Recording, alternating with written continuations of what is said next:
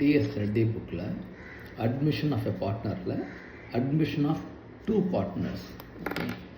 Exercise number 10 பார்க்கலாம். M and N are partners. Ratio கொடுத்துட்டாங்க 3:2. ஓகேயா?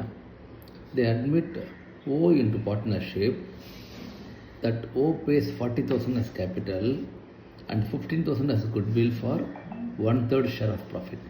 So O உள்ள வராரு, கொண்டு வர கேபிட்டல் 40,000, குட்வில் 15,000, அவருடைய ஷேர் வந்து 1/3. ஓகேயா? தென் தே அட்மிட்டட் P into partnership. ஓக்கு அப்புறம் P உள்ள வராரு, அதே மாதிரி 70,000 கேபிட்டல் அண்ட் 18,000 as குட்வில். அதுக்கப்புறம் நியூ ரேஷியோ கொடுத்துட்டாங்க 4:3:2:1. ஓகேயா? இந்த கொஸ்டினில் ஒரு சின்ன தப்பு இருக்குது. அதாவது இந்த 1/3 ஷேர் கொடுத்ததுக்கப்புறம் நியூ ரேஷியோ என்னன்னு சொல்ல அவங்க. நியூ ரேஷியோ வந்து equal.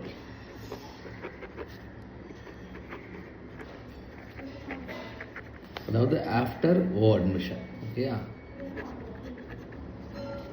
After O equal to equal after P equal to new ratio கொடுத்துட்டாங்க 4:3:2:1. ஓகேயா? சரி, இப்போ நம்ம ஃபஸ்ட்டு ஓம்போது போட்டுடலாம்.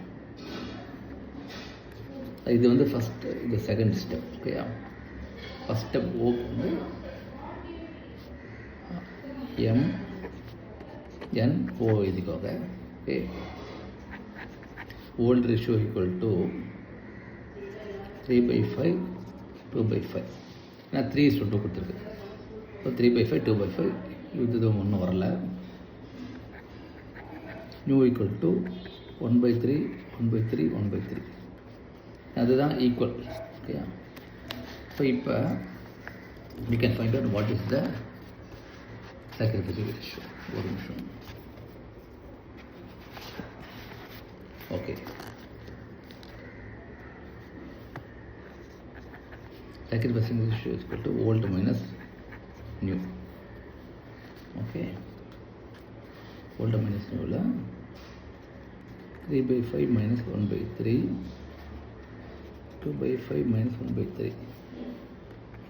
LCM எடுத்தா 15 வரும். 9 minus 5, then 15, அதே மாதிரி 6 minus 5 equal to 4/15 is to 1/15.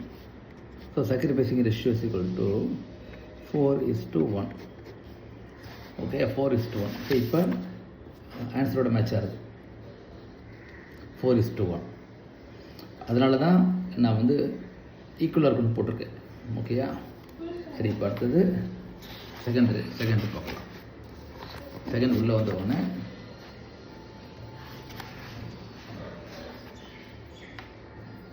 Okay, இப்போ எம்என் ஓபி 4 பேரும் போடணும். M N OP. இப்போ ஓல்ட் ரேஷியோ ஈக்குவல் டு 1/3 1/3 1/3. கரெக்டாக.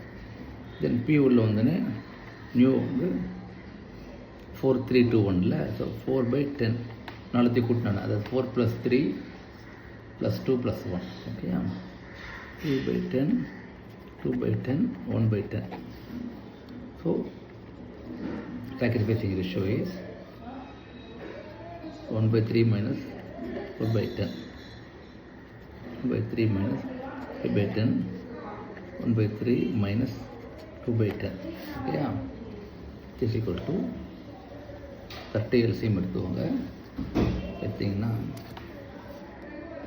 Okay, 10 minus 12, 30, 10 minus 9, then 30, 10 minus 6 equal to minus 2/30, 1/30, 4/30.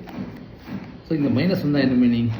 அதாவது he is going to get more share in the future compared to now.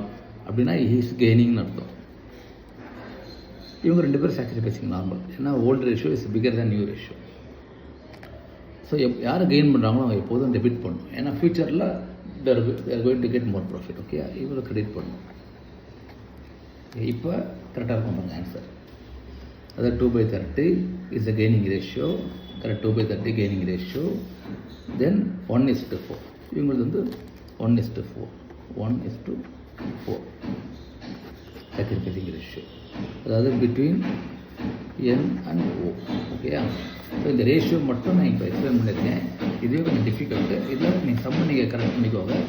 New ratio is equal after O. ஓகேயா? Thank you.